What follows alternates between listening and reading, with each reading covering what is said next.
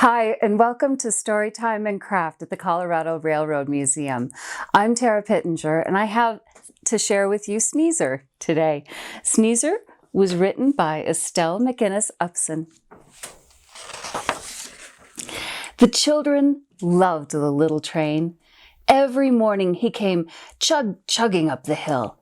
They could hear the little train long before he came in sight of the quiet little country town. Other trains went chewing along, but not this train. He would make the funniest sounds. Achoo, achoo, achoo, as he rolled merrily along the countryside. That was why the children named him Sneezer. Sneezer loved the green hills and the friendly horses and the cows in the fields.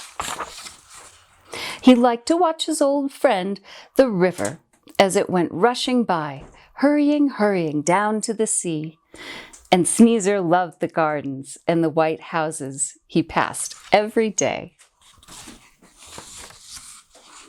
Hooray! Just like a snake, Sneezer cried as he rushed around the curves. First this way, then that way. He would go, "Whee! This is fun! This is fun!" Sneezer exclaimed as he dashed lickety-split down the hills. "Get up steam! Get up steam!" chugged little Sneezer as he puffed and puffed his way to the very top of the hill. "Hello!" called Sneezer to all the children. Some of the children sat on the fence and waved as he went by. Some of the children waved to him from the windows of their little white houses, and some of the children even ran down to the track after Sneezer. They called, "Wait!" but Sneezer only said, "Achoo! Achoo!" The children could not catch him because he was too fast for them. Soon he would disappear into the dark entrance of a tunnel in the side of the mountain, just like a rabbit disappearing into a hole in the ground. The engineer and the fireman loved Sneezer, for he was the most well-behaved little train in all the land. He was always on time and always happy. Not only that, Sneezer was the cleanest, shiniest train anyone had ever seen. Yes, sir, Sneezer was the jolliest, nicest little train that ever was. Ho, ho, ho. One day, Sneezer was going happily along as he did every day.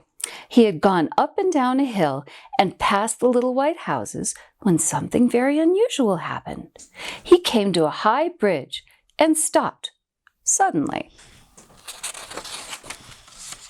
The stop was so sudden that some of the passengers were thrown out of their seats and into the aisle. The engineer was very much surprised. This was not at all like Sneezer. Whatever could the trouble be? The engineer coaxed and pleaded, but Sneezer would not budge. He would just snort a few times, then stand there quietly. Suddenly, someone shouted, "Look, the bridge! The bridge! It's falling!" Sure enough, while everyone watched, the bridge fell into the deep river. Then the engineer and fireman and the passengers knew why Sneezer had been so stubborn. If he had not stopped, they would have fallen into the water. Everyone was very happy and grateful to Sneezer. He had saved their lives. That day, all the people in the town came to see their hero. A band played music while the mayor of the town presented Sneezer with a shiny new medal. Everyone clapped and waved flags while the band played. All the children decorated Sneezer with flags and streamers. "3 cheers for Steamer!" shouted the children. "Hurrah for Sneezer!" Sneezer was very proud and very happy. Then away went Sneezer with all the streamers flying in the breeze. The people waved to their hero until he was out of sight. The end. Thank you for sharing this story with me about Sneezer. Stay tuned for Craft Time with Roni. Thanks for coming. friends, it's me, Roni, again here at the Colorado Railroad Museum. I'm so happy to see you again. So we were reading the book Sneezer, and it is a fun book about how that smart little train knew exactly what to do to save all the passengers. So he was also a hero. So today what we're going to do is we're going to make a snack train, and it's going to be delicious. So some of the things you might want to do are we could do graham crackers.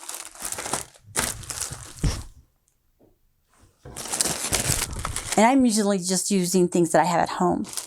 I'm going to do some blueberries. I'm going to use one little candy corn. And some people might want to use Cheerios or other things are circular, but I wanted to use popcorn because I thought they were kind of nice and puffy, like the smoke out of a train. You're also going to need a paper plate, and you're also going to need a black marker. Okay, let's get started. So here at the Railroad Museum, we have a Union Pacific 060, and those are the big trains. So that's what we're going to do today. We're going to show off our big train. First, what we're going to have to do is we're going to have to make our track the train's going to be on. So since this is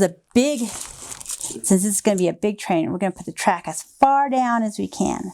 We need one line here, another line down here, and then we're going to put our ties in. There we go. Now, it's okay if the track gets covered with our train, because the important thing is the train. All right, first thing we're going to need is our engine. So when you're making this at home with moms and kids, it'd be kind of nice to talk about the different parts of the train. So now we have our track. We're going to make our engine. It's going to be big. We're going to have our tender, and we're going to have a car. It's going to be a big snack. Then we're also going to have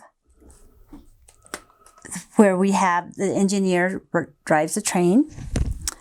And then we're also going to make our chimney out of the candy corn. I'm going to put it right here.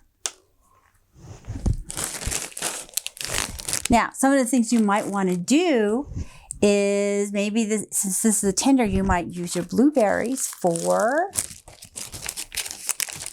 the coal. So we can put that. There's the coal for our train in the tender. And maybe you can put some other things in there. I'm going to put the candy corn in there. Maybe we're delivering something fun. I'm going to put it right in there. Gives you a chance to eat more candy corns too. Okay, the hard part's coming. Now it's going to be making the wheels on the train. Okay, so I'm going to move my train over just a little bit. And I'm going to cut one more big wheel. I'm going to use this side so it will fit. So mommies, daddies, grandmas, grandpas, make sure when you're cutting, you keep your fingers clear, fold your fingers in, and then you're going to cut. Take your time. Make sure the children are far away enough. There we go. I'm going to put my apple to the side and my knife to the side so nobody gets hurt. Now I have my apples, and I'm going to put them right here on our train. There we go. So now we have our big train with everything it needs. Oh, I forgot we need popcorn for the chimney. So the smoke's coming out.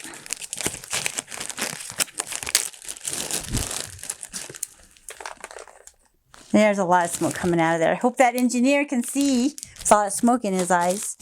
Okay, so there's our little snack. It's a really good snack, a big snack. So if you want something that's a little bit more savory and maybe make it a lunch train, What you can do, I'm going to move this over, and I'm going to show you what the other thing you can do is you can make with crackers with cheese and pepperonis for the wheels. You can have carrots, and you could pretend it's wood. Maybe they're taking some lumber over to the lumber yard, and then you can still make the smoke with the popcorn. So now you have a sweet and you have a savory train to enjoy. All right, thank you so much for joining us here at the Colorado Railroad Museum, and I look forward to seeing you next time. Please take care. Bye. Like, comment, share, and subscribe. Commenting and sharing in particular may qualify as virtual engagements for important funding programs like the SCFD.